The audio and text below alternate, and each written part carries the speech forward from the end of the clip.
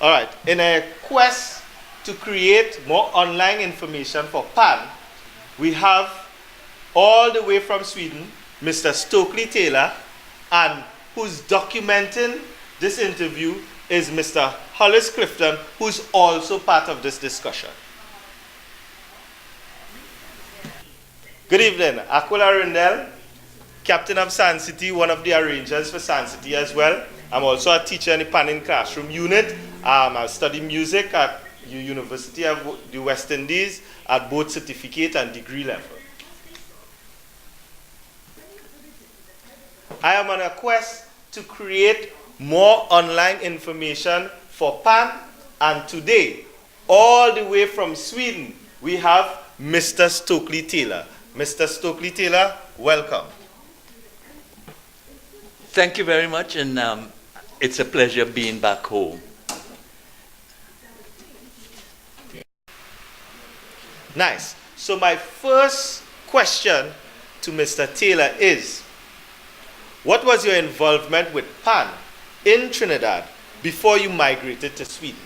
Be sure to include dates, names, and even the area you started. Mr. Taylor?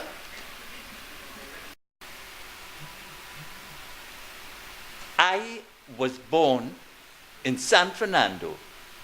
I was born on the 4th of August, 1939, the year that the Second World War started. I was born in San Fernando General Hospital. My mother was Nurse Amoroso Taylor.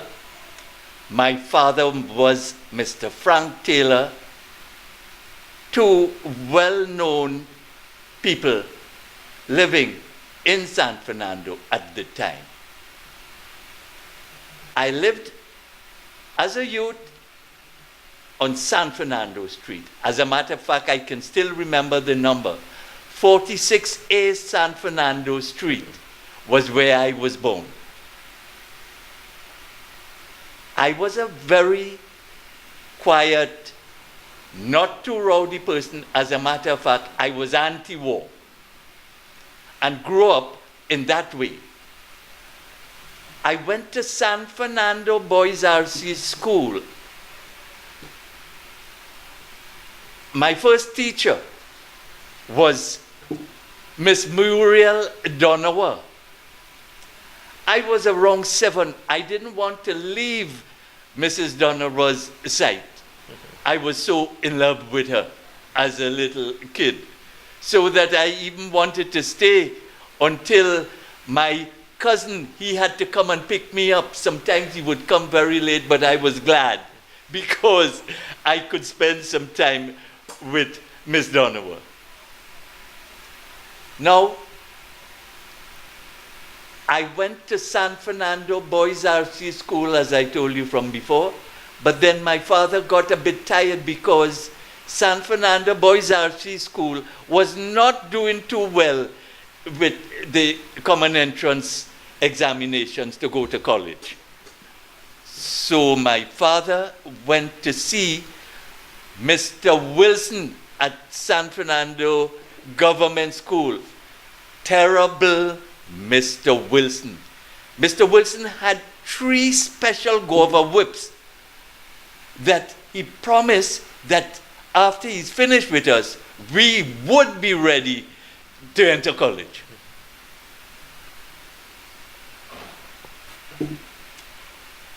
Going to San Fernando Boys RC School, we moved to Westwood Street, San Fernando. And there, while still in college, I entered Presentation College. I was a footballer, played for the Presentation College team, not too much of a good football player, but I loved music. So while living in on Westwood Street, our landlord was a Mr. Figaro. Now, Mr. Figaro was a very serious-minded type of cat. So when I thought of starting the steel band, I dared, first of all, to ask Mr. Figaro if I can use his backyard to put up a tent to start the steel band. But I approached Mr. Figaro, and strangely enough, Mr. Figaro gave us the okay to build a tent. As a matter of fact, he was down there helping us to build a good, proper tent. So I wondered, but why would Mr. Figaro be so helpful with music when he doesn't seem to even dance at Christmas time? Anyway, after we started the steel band, I suddenly saw Mr. Figaro one Christmas came out with a Hawaiian guitar. And Mr. Figaro played for us for that Christmas. Fantastic on a kind of a sliding, Hawaiian guitar. And then I realized why Mr. Figaro gave us permission to start the steel band. Mr. Figaro wrote songs that he sent to America to be published. So we had him covered. So that was how we started the steel band. As I said, this was around 1956. The guys who were helping us were two guys, Ozzie George and Louis Clark. Louis Clark was called Clarky. His brother, I think, was also a steel band man, but I don't know exactly what. But anyway, Louis Clark used to read meters. And so he became our arranger. We played tunes like Stanley Black's Moonlight Serenade, all the top-notch tunes we played with that steel band. Ozzie George was the tuner. 1957, they had the first Pan Festival, I would call it, in Palms Club. So we decided to enter. Well, Mr. Stokley, what was the name of the steel band? Right. The name of our steel band was called Hawks Steel Band. As a matter of fact, the sports club was called Hawks Sports Club. And the steel band was called Hawks Steel Band. Right, so continue on with the story with, right. from Palms Club. Right. So we decided to enter the festival. So our choice of tunes was In a Monastery Garden. I remember it quite well because at that time, these water toys, birds, that you could put water in it and whistle, and it sounds like a bird. And in that tune, there was that effect, In a Monastery Garden. Anyway, we came third. And why? Because one of our notes was not tuned properly. Mr. Ozzie George did not come in time to tune one of the notes because Clarky, the arranger, had told him that one of the notes were out. But Ozzie George, preferred to do other things and came up just before we went on stage, which was not enough time, so the note was still out. So that was as far as our entering steel pan festivals and so on like that. After that, 57, 58, we played in private parties, gave our own fetes, played at Paramount Hotel, it was called at that time, every Saturday. My old man fixed the job because he knew the manager who used to bring his car down to Neil and Massey where he worked. So every Saturday we were assured of at least $5 a man for playing in Palms Club and not having to go and hustle Vista Bella, where every Saturday was a pan jam there, but which always ended up in a fight. Ozzie George and Clarky didn't want to take us there because they didn't want to bring back bloody children for Mrs. Taylor. That is why we knew nothing about those jams in Vista Bella. What was, or what were some of the bands that existed in that time? In those times, there were not so many bands. I remember Hatters was there. I remember Southern All Stars was there, big heads, we used to call him. He was the captain head, big head, you know what I mean? Right, Brother John, that's right. Heads, and most of the fellas that played with Southern All Stars. I used to go and hear them practice and so on like that, like everybody. They were famous band. Taki was there? Everybody I told you. Balbeo, I think, was also fellas that used to be with, I don't know if he was with Southern All Stars or with Southern Marines, I don't know. But also Southern Marines was another band. Who else was there? Dixieland from up by Upper Keith, Sutton Street there, wrong where they have that big water tank. Tulips and maestros. Right? Because my godfather was the district medical doctor. Wow. At that time, his name was Dr. Mehi, yes.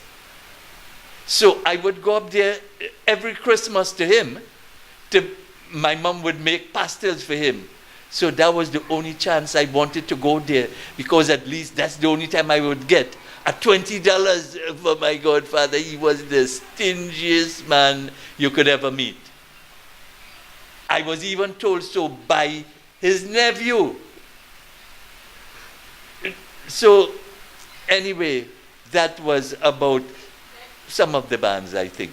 There was also a few bands up in Vista Bella, up Carib Street, there was another band, I think, you know, and so on, like, not much.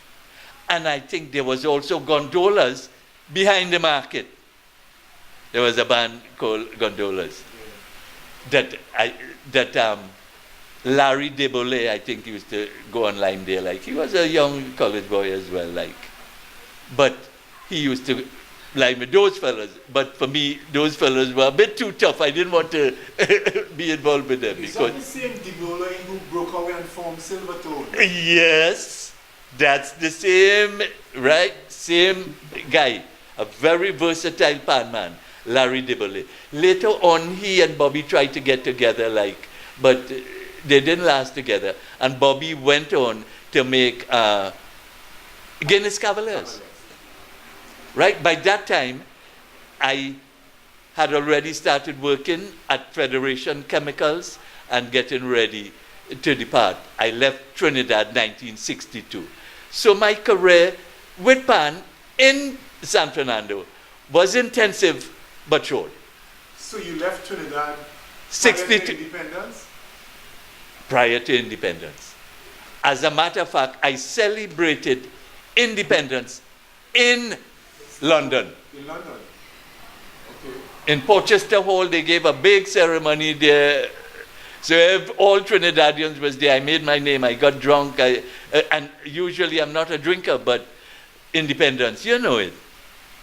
So that was where.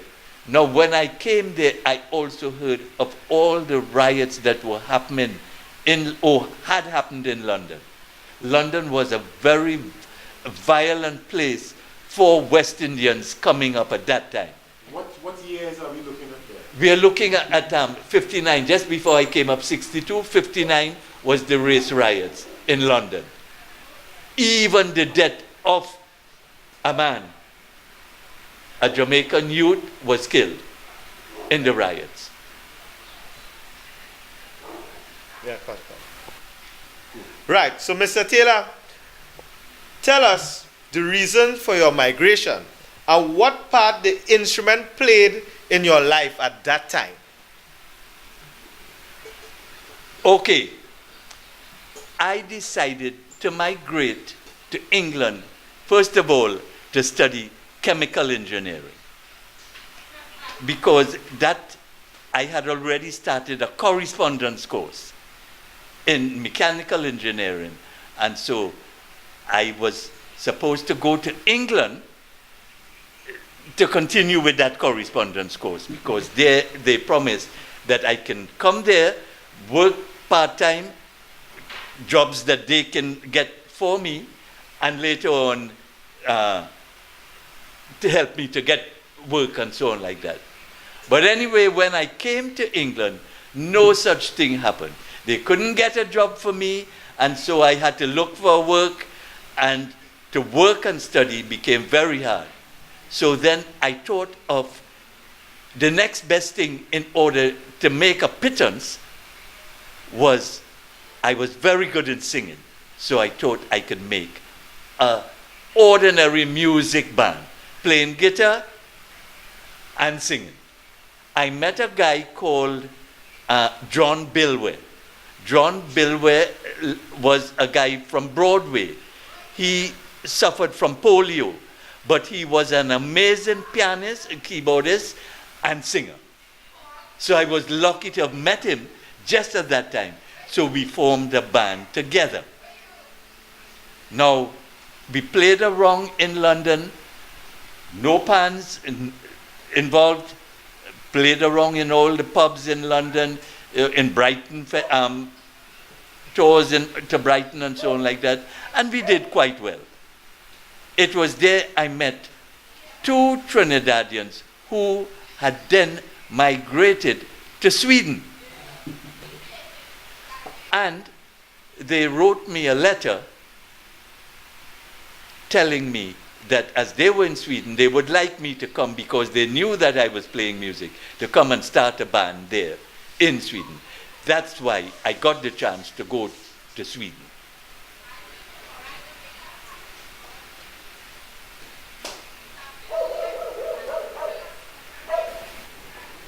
So, Mr. Stokley, share your experience of life in Sweden and how Pan started. And please include some names and dates as you go along. Right.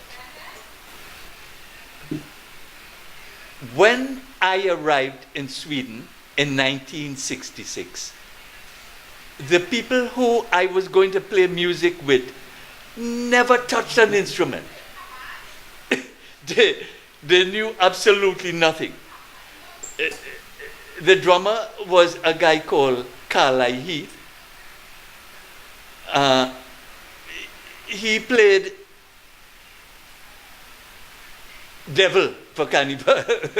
He played devil for Cannibal, and so he was used to tin pan and, So anyway, we got him a drum set. Sometimes the drum set would break down, so we would put two chairs and put the kettle drum on the chairs for him to beat. Anyway, it worked, But the keyboardist, he was the most amazing cat, because he never played a keyboard before, and the organ he bought was a keyboard that you're playing with your hands as well as playing bass with your foot. He decided to be like Jimmy Smith. Jimmy Smith was an old jazz organ player that was very popular, that he used to listen to in London when we used to have parties, Saturday parties. So he knew most of the tunes by heart, Latin, everything, most of the tunes. So that man was able to listen and copy them tunes, so that I only had to show him what the chords were and follow along, because I knew my chords and so on like that. But he was very good in catching on by ear. So that was how we were able to form a band that got popular, just all three of us. We were called Soul Trio. Right, but how did the first, or your first steel band have started Right. in Sweden?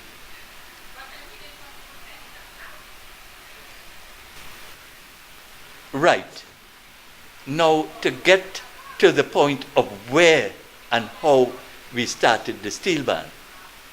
Carlisle Heath went back home. The other guy that was left was a guy called Trevor Kidd. Trevor Kidd came up with the brilliant idea of maybe we should start a steel band. But nobody to play the steel, no pans or anything like that. So he phoned or wrote to his mother. His mother was still living in Trinidad. And so she was able to get some pans from a band in Trinidad, some pans that they were throwing away or wanted to sell anyway. So we got those pans. I think maybe the pans was from Casablanca or so, like, because Trevor Kidd is always talking about Casablanca and Bajanism and so on in Casablanca. Anyway, we did get the pans. Well, when I went to collect the pans, I had not played an instrument, a steel pan, for the longest while. Trevor Kidd, as a matter of fact, tried to make some steel pans that we even played with. Before we got these pans from Trinidad, listen, the notes were up. So I told him, I said, I got a chance to go home 1969. From 66, 69. I went back home and I said, I will look for a tuner in Trinidad. Mr. Kidd said to me, oh, don't worry that I can make the pans. So, well, things got even worse. And not only that, but I couldn't get anybody in Trinidad at that time who was prepared to come up to help us to make the pans. So we were really very grateful that we got these pans through his mother. The pans were, when I touched those pans, it was like, because I never heard, even in our time, pans were not so well tuned. Right, in the 50s and so on. But when I heard those pans coming up after the 60s, they were fantastic. As a matter of fact, we practiced in the room in which I lived. It was just one little room we lived in. So we didn't have a place to practice. I told him, I'm a bachelor here. We put all the pans in my room. I used to sleep under the pans. When I get up in the morning, I would go to the bass, play the bass. I would go to the cellos. I would go to the second pan. And that's how I had my fun with those instruments when it came in my room. And there is where we practiced until more glories came. I can tell you about those glories, but maybe you might want to ask some further questions. Mr. Taylor, what was the name of your steel band and who were the founding members of the steel band? Okay. The steel band was called Sweet Pan Steel Band. We made a poster. This poster was, let's call it a tenor pan, not so much notes, okay, tenor pan. And in each note of the pan is one of our faces, our picture. That was how the poster was made. So from that poster, that is what I'm going to tell you, is the original band members. So there was Trevor Kidd, there was Lester Jackman, there was Desmond Johnson, there was Merlin Bonnier, and Swedish drummer, a young guy. He wasn't such a good drummer, but he always liked to play drums. So we coach him to play. Including yourself. And, of course, yours truly. Right? So those were the original members. Now, you might have noticed, I might have said that we also played in Denmark and we played in Tunda Jazz Festival and so on like that. Really, what happened, Lester Jackman was the then arranger of the band, a fantastic arranger. Lester Jackman's brother was Leonard Patrick, who was the captain of Renegades, former captain of Renegades. Now, so basically, those were the members. Now, Merlin Bonnier, Desmond Johnson have both since then died. So, Rudy Smith came in at the time when Lester Jackman, we couldn't find him because he lived in Denmark at the time. And, he loves his woman and so on, like that. Right? But anyway, I had to literally fight over, at that time it was the boat. Now it's a bridge. But at that time it was a boat. I would go over there in all the bars looking for Lester Jackman. Finally, I got him to come to Sweden to arrange for us. And since then, so he joined the band. But when we were going to play for the jazz festival in Tunda, he wasn't there. So that is how Rudy Smith came in. Rudy Smith came down from Stockholm, arranged some tunes for us, jazz tunes like Ack Värmland, Schöner, nice Swedish jazz tunes and so on, like that.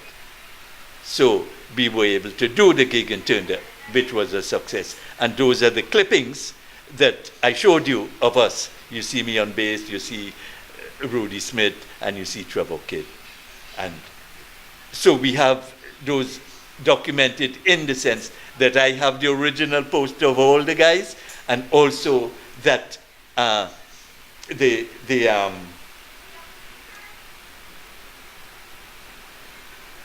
not only the posters, but the names of the band, the fellas in the band, like, and so on, like that. So now you have all of that, which I can make a photostat copy of the original poster of Sweet Pan Steel Band and send that over so that they will have a definite idea.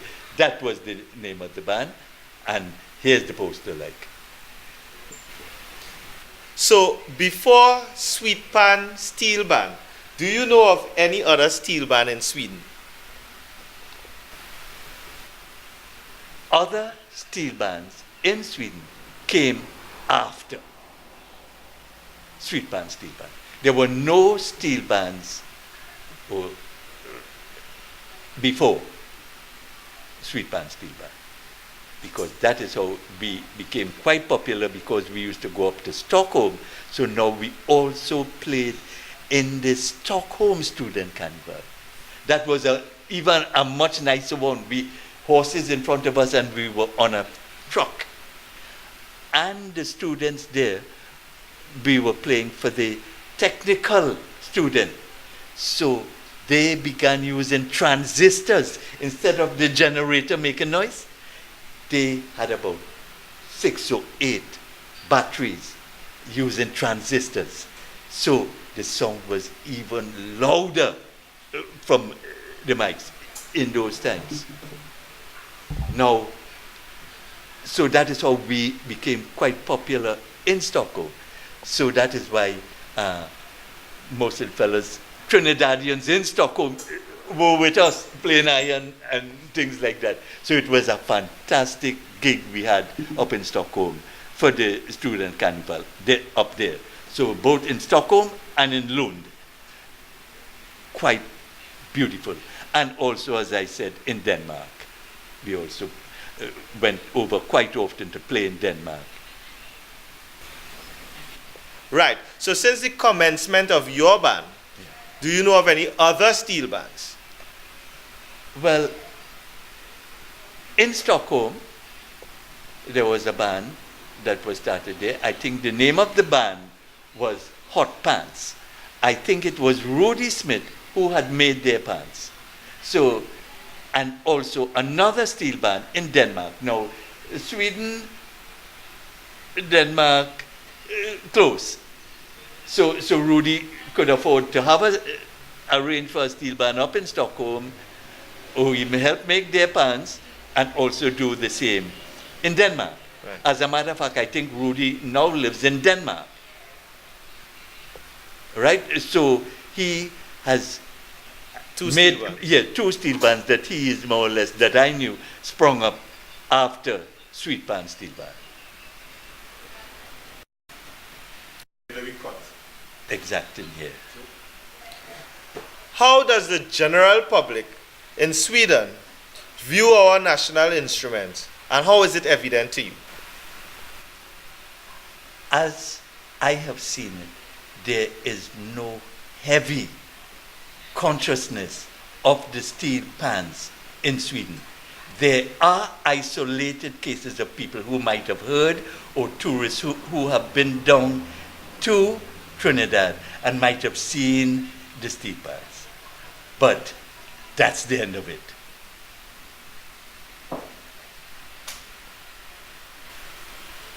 What is currently happening for pan in Sweden? There is nothing that is happening or being done for pan in Sweden. That is the reason why I use my own initiative to see what we could do for pan in Sweden. So, what I am here for is to get that consciousness of the steel pans in Sweden. Now, the initiative I used in order to put my idea into effect is that I saw the military police tattoo ban on the YouTube, and I was very myself impressed with it. And I decided to go over to the military tattoo and see if they also would be interested in it. And they were very much interested, so much so that the reason why I am here is because they gave me a letter to give to the military tattoo here in Trinidad.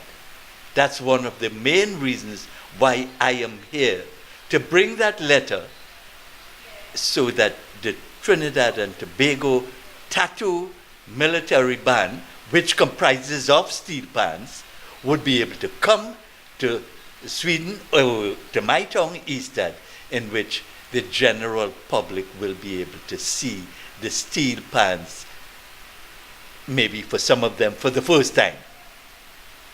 And to continue and use that angle to be able to get the pans into the schools by approaching the culture chief in Ystad with the idea of introducing the pans into the schools. So I am here to collect as much information and as much help as the Pan Trinbago or all concerned with pan can help me to make this move in Sweden. What are your further plans in order to advance the steel band movement in Sweden? Initially, the plan that I came with was, first of all, as you know, to get this letter to the military. After that, my other plan was to talk to San Fernando, their mayor, because I was born in San Fernando, I would like San Fernando in the same way as I had given help to young people in San Fernando in those times.